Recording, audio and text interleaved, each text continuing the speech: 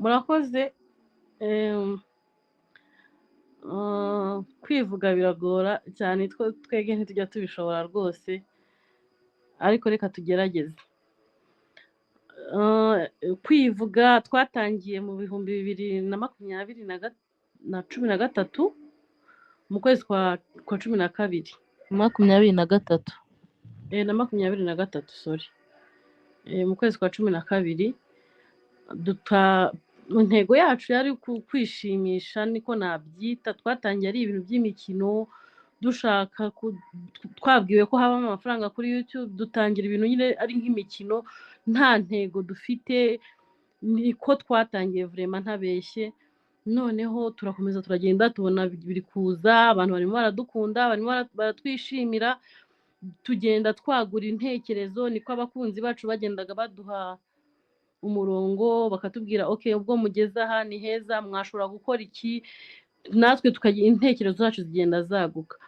So tuza kugera ahantu navuga heza, mu ikigero gishimishije twari dutangiye kugeramo, tubona dufite izindi mbaraga ziri inyuma yacu twakwifashisha cyangwa se twakwiyambaza in case habaye ikibazo muri sosiyete, cyangwa se hari umuntu wakenera ubufasha bwacu. Nibwo icyo gihe hari mu mwaka ushize, I think umwaka ushize cyangwa undiwo, ariko n'umwaka ushize, dutekereza ibikorwa twakora twabyaza umusaruro izina ryacu cyangwa se platform yacu. Icyo gihe dukorana n'abakunzi bacu, badufasha mu gikorwa twari twifuje gukora cyo gufatikanya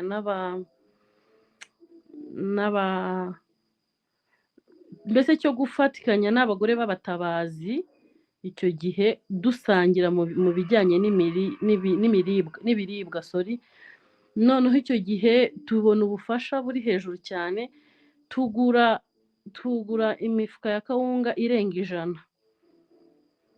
tujya gusangira n'abo bamama. Twasangiye n'imiryango myinshi. Icyo gihe bari bahuje uturere hafi 8, kandi twose buri muryango ukagenda ubona agafuka k'ifu. Tubona ni byiza, tubona ni ibikorwa bishimishije, sosiyete irabibona neza. Turakomeza. Icyo gihe twahakuye umwana w'umumama w'umurwanashyaka wari urwaye cyane, urwaye ku rwego ruri hejuru cyane. Turamufata, turamuzana nawe, tumukorera ubuvugizi, bamuvuje hafi $2,000 tumufashe, tumucumbikiye hano iwacu, tukamujyana ku bitaro baramuvuza. Twamubanye hafi nk'icyumweru niba nibuka neza, arakira, aba muzima. Ubu ni umukobwa rwose mukuru ugenda ushima Imana. Ibyo ni bimwe mu byo dushima Imana dushobora kuba twaragezeho muri uwo mwaka ushize. Hanyuma rero uko iminsi yagendaga yigera imbere, niko natwe platform yacu yagendaga ikura, niko twagendaga tubona udufaranga, niko abantu bagendaga biyongera, hari abadukurikira, ari abadukunda, ari abaduha amafaranga, byose byagendaga bikura, bigenda byiyongera. So twigira inama rero muri uyu mwaka, ntaragaruka uyu mwaka utangira, ubwo twari twagiye mu Rwanda, twahahuriye n'umubyeyi, nawe ni umumama w'umurwanashyaka, yari yazanye umwana ku bitaro i Kanombe. Uwo mwana yari afite ikibazo cya kanseri yo mu maraso, ameze nabi pe, yaramuteye guhuma, ibintu mbese yari arwaye. Ababikurikiranye barabibonye. Nawe turavuga ati reka byibura nubwo tutamukiza indwara, ariko byibura tumusapotinge, tumukorere ubuvugizi, turebe ko hari icyo byibura, kuko bamusabaga kujya kwivuza hanze. Icyo gihe byari binatugoye kubera ko ntabwo twari turi ahantu iwacu, niko nabyita, twisanzuye cyane, ariko turihangana, turagenda tumugeraho, tumukorera ikiganiro gitoya cy'ubuvugizi.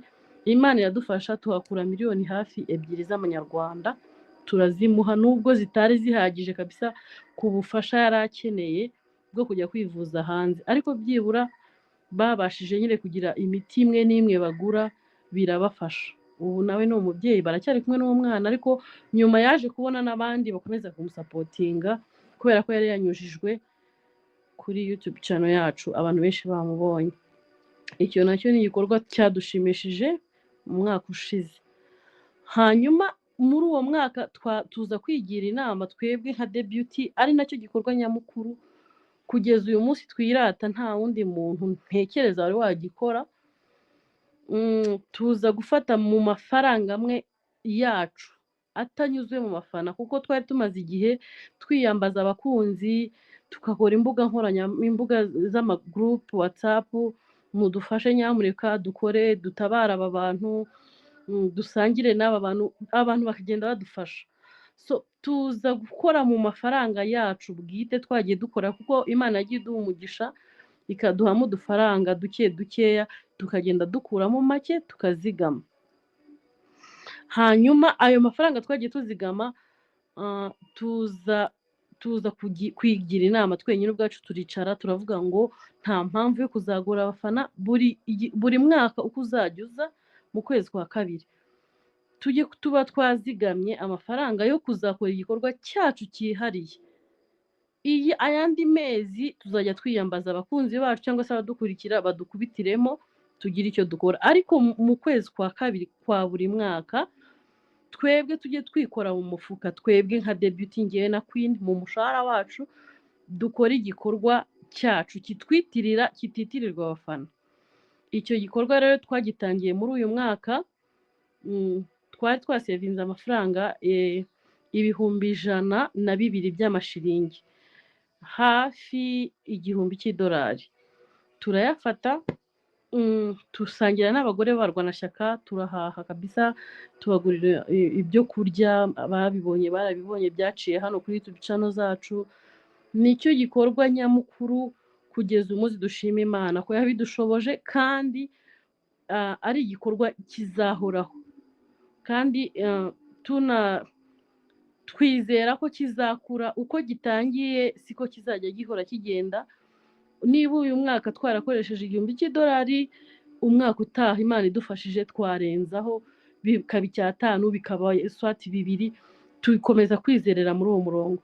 Icyo akaba ari cyo gikorwa nyamukuru, cyangwa se twebwe twishimira cyane kuruta ibindi byose byabanjirije, kuko cyavuye mu maboko yacu bwite. Ibindi byose twagiye dufashwa, twagiye duterwa inkunga, ariko nabyo si bibi. Gusa ikintu burya wavunikiye, wakobokeye, hari ukuntu gishimisha cyane kuruta icyo wahawe. So ibyo ndumva ari byo bikorwa nyamukuru dushobora kuba twaragezeho. Ibindi ni ibisanzwe, gutanga ibyishimo mu bakunzi, abantu bakabakunda, gukora ibiganiro bishimishije. Twazanye top 10 y'abagore, ako ni akantu ncishijemo. Nitwe twayitangiye hano kuri Debuty, abantu barayikunda cyane, challenging abantu barishima cyane. Tubona ukuntu sosiyete yishimye, akona ko karadufasha, karatunezezamo. So ngewe rero nuko nabyumvaga, numva ari iyo story ngufiya. Reka ndebe uyu muhungu arakangutse. Queen yakomeza. Nini Queen komeza.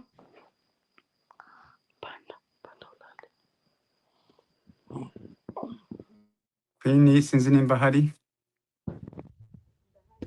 Ndahari. Murakoze cyane. Turacyari Debuty nanone. Queen. Yes. Yes, Aline. Murimo muranyumva? Arakumva. Ngewe ndumva rero mu ncamake ari uko navuga. Oja wewe. Okay. Queen niba ari kunyumva yakomereza. Reka ngufashe iminota mike nanjye nuko meze nkawe ahangaha. Aline agize neza cyane, ni nk'ibyo mu ncamake. Twatangiye 2023 mu kwezi kwa 12. Mu by'ukuri turi abantu batazi guca ku ruhande y'ikintu twari twaje gukora. Twari tuje gushaka amafaranga, iyo niyo yari target yacu nka Debuty, kuko nabyo si bibi, n'akazi nk'akabandi bakora. so tuhageze tubona ikintu gitandukanye cyane no gushaka amafaranga, kuko twarahageze abantu batwereka urukundo tutari twiteze mu bantu. Abantu baradukunda, tukaba twibaza se uru rukundo badukunda dukora iki? Noneho kubera ukuntu abantu badukunda tumaze kugira publike nini, dutangira kureba icyo twamarira sosiyete nk'abagore b'abanyamurenge. Ni ukuvuga ngo twatangiye ari twebwe ubwacu, tubona ibyo turi gukora birenze twebwe, duhitamo kureba icyo twamarira sosiyete nkatwe The Beauty. Ntibihereye kuri twebwe, ahubwo bigire n'abandi bantu bigirira umumaro. Nicyo gihe twatekereje gusangira n'abagore b'abatabazi, kubera yuko abagore b'abatabazi mu by'ukuri nibo bantu bakagombye kuba bubashwe, kubera ko niba ari abantu bavuga ngo reka duhaguruke tujye iwacu, abagabo babo nibo mvuga, tujye iwacu gutabara, hano hagasigara abagabo badafite uko bangana, so abagore babo bagasigara maybe badafite n'uko bifata mu mufuka, niko navuga. Abana b'abanyeshuri, umugabo azagenda atazi ngo abana bazishura ishuri ki, yo ni nk'uko nguko. Hanyuma rero ibyo bintu bikatubabaza se, cyangwa bikadutera umutwaro wo kumva twakwifatanya nabo. Niko gufata initiative yo kuvuga ngo twebwe n'abagore b'abatabazi ni gutya ni gutya. So muzaza mukumana no kubibona mu bikorwa byacu byinshi, dukunda kwibanda ku bagore b'abatabazi. Niko gufata uwo mwanzuro wo gusangira n'abagore b'abatabazi. Icyo gihe twakoze groupe twaganirije abakunzi bacu mu gikari, baduha amafaranga mu by'ukuri atari make, yari menshi, kuko twafashije abagore barenga 100. Ntabwo ari ugufasha, twasangiye nabo. Turangije nibwo twahakuye, tuhageze dusanga hari umwana ufite ikibazo nyine gikomeye, yari arwaye atari guhumeka, umwana ameze nabi bishoboka, afite mama wiwe niba afite imyaka myinshi, yari 18. Bidutera umutwaro nabyo. Uwo mwana araza, turamuzana, tumushyira kwa Aline. Tumushize kwa Aline kuko wenda ariho hagutse, turamuvuza, nabwo binyuze mu bakunzi ba The Beauty, turamuvuza amafaranga menshi. Mu by'ukuri wenda abamuvuje nabo ni abantu, wenda no muri comment nibaza kuzamo nabo turabashimiye cyane. Amafaranga menshi arenga 2,000 by'idolari. Icyo gikorwa nacyo kiratambuka. Ni byinshi ubu tuvugana. Wenda ikintu nari yaribagiwe, hari abagore barenga 4 bishurirwa inzu umwaka, buri kwezi, kuko abo bantu bafashe kubishurira umwaka wose. Abo bagore, excuse mama, okay, nyamaza kidogo. Okay, nari mvuze ngo reka turi commuting yo gato wenda komeze. Okay, Aline wakomerezaho. Okay, ikintu nari nibagiwe ko anyibukije Ntimbira kwa kundi. ndikwana ko umuhungu ajyamo nakomejeje. Uyu nguyu arajyamo kasimba shaka. Ikintu yaranyibukije ni imiryango 4 dufite y'abamama b'abapfakazi yafashwe n'abantu bagiye badusaba kubashakira imiryango mbese itishoboye cyane, kugira ngo bajye babishyurira inzu mu gihe kingana n'umwaka. Dufite abagore 4 bishyurirwa inzu ku bwa The Beauty mu gihe kingana n'umwaka. So nako kantu nari nibagiwemo, wenda ibindi yabikomeza.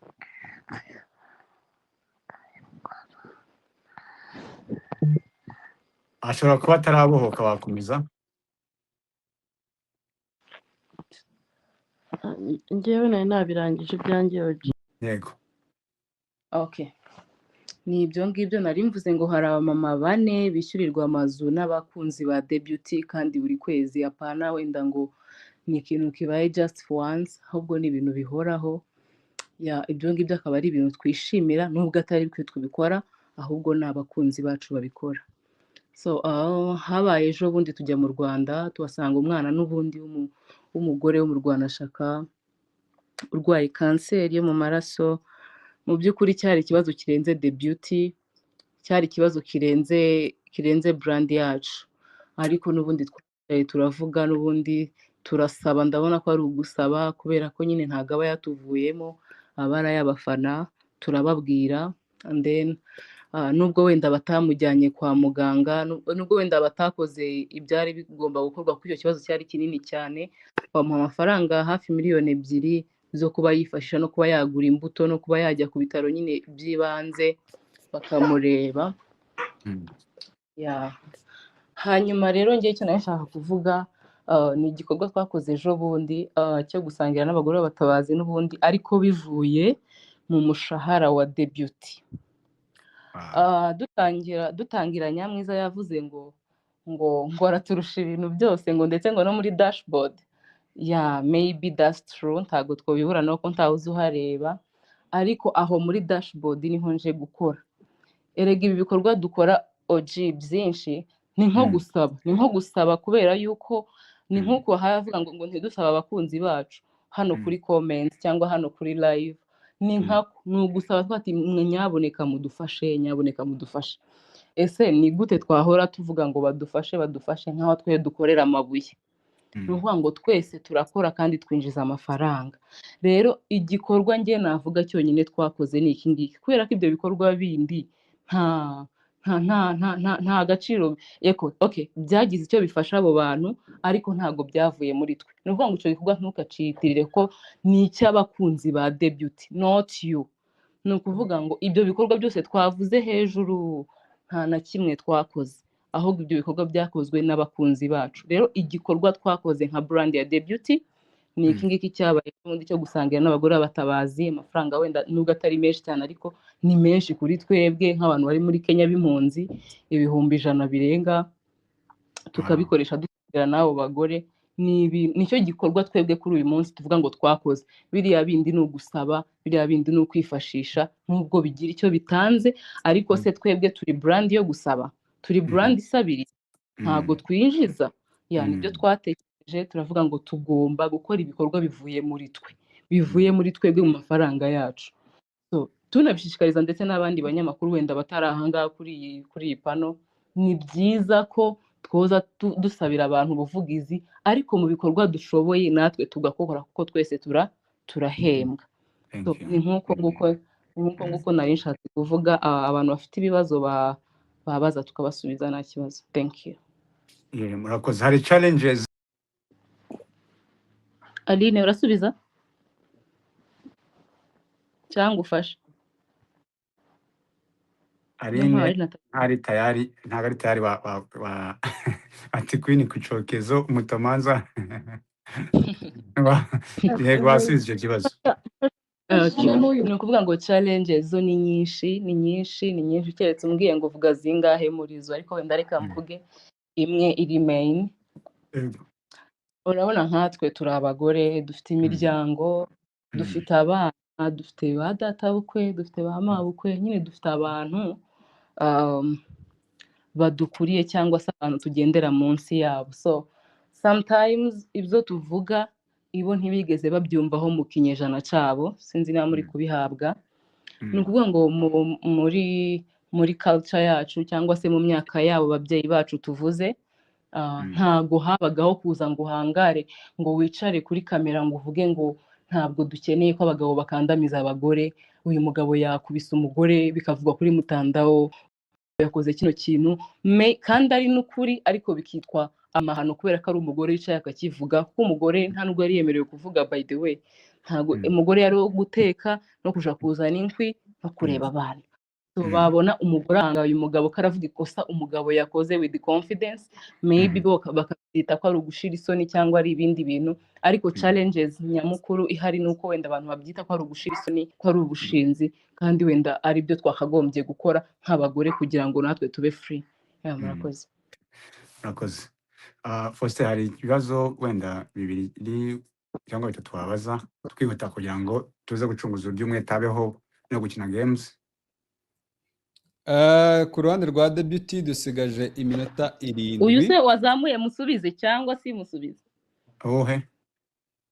Iyi comment wazamuye si yanyu izamuye. Oya. Imotanzo wasoze displayinga ifite amagambo yubaka ujye wireka abantu bayisomeho gato, ariko ntagiye comment gucika keretse imbi.